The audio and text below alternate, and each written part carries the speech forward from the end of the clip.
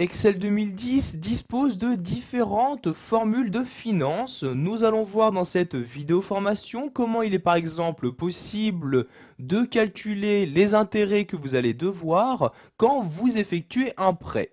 Donc vous voyez ici, j'ai déjà différentes données d'insérer comme le taux du prêt, le temps écoulé depuis le début de ce prêt, etc. Donc ici, je vais insérer donc ma formule ici donc pour connaître les intérêts. Combien le prêt va me coûter.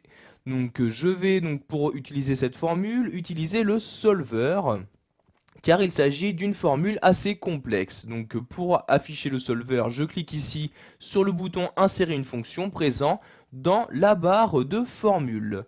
Je vais maintenant effectuer une recherche où je vais écrire dans la recherche IS PMT comme ceci, puis je clique ici sur OK.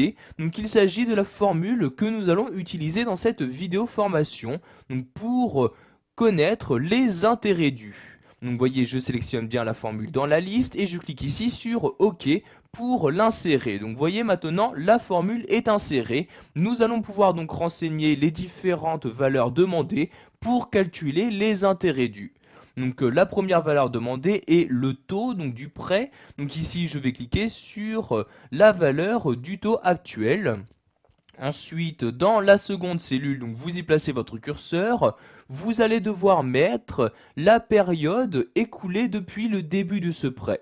Dans mon exemple, j'ai effectué un prêt sur 20 ans et il s'est déjà écoulé 12 ans. Donc dans la case ici période, je vais mettre le temps écoulé, donc ici 12. Puis donc dans ici NPM, ceci correspond au temps total du prêt, donc ici 20, donc pour 20 ans. Et pour finir, vous allez mettre dans la dernière valeur qui vous est demandée, donc la valeur totale du prêt. Donc par exemple ici, j'ai emprunté 50 000 euros. Je sélectionne donc ici la cellule correspondante.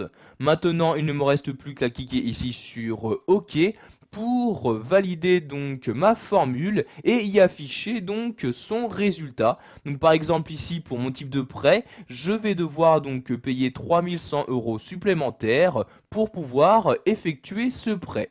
Donc vous pouvez à tout moment modifier les différentes données en cliquant ici, donc en sélectionnant tout d'abord la cellule avec la formule et en cliquant ici sur insérer une fonction donc pour ouvrir le solver.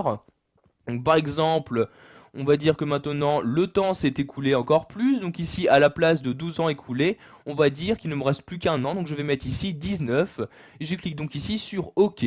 Donc par exemple ici, s'il ne me reste plus qu'un an avant donc la fin de mon prêt, il ne me restera plus que 387,50 euros à payer comme intérêt.